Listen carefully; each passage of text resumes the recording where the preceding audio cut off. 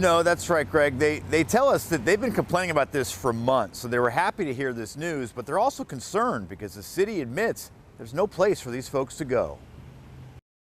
Yes, the gentleman was right here. This summer, the McCunes woke up with a stranger sleeping in their backyard. Our children learned a lot more vocabulary that morning when my wife was yelling out the window at the gentleman. They put up surveillance cameras after someone was seen doing drugs on their front steps, and they routinely find needles around the yard where their two young boys play. If you drop off into that gully right at the bottom, you're in the middle of the encampment. Right below their property, along Olympia's Capitol Lake, is a stretch of privately owned property that's been taken over by the homeless. Despite cries for clearing the site in an otherwise picturesque area, the city of Olympia put in toilets, a hand washing station, and dumpsters.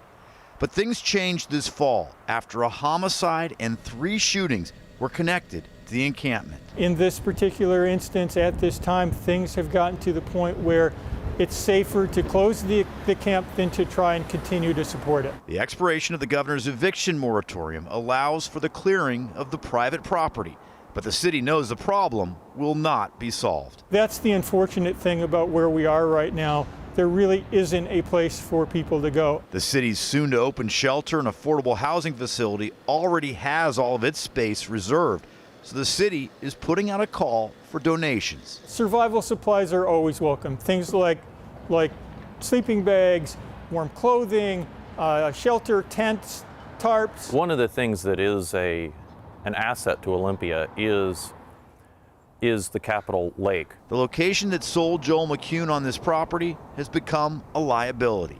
He doesn't think clearing the site will help much either. It's going to be now something that is not right in front of you, but yet is still a huge challenge for our community.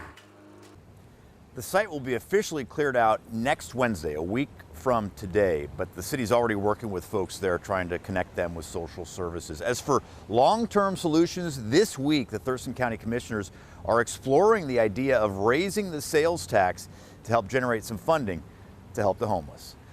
Live in Olympia, Drew Mickelson, King 5 News.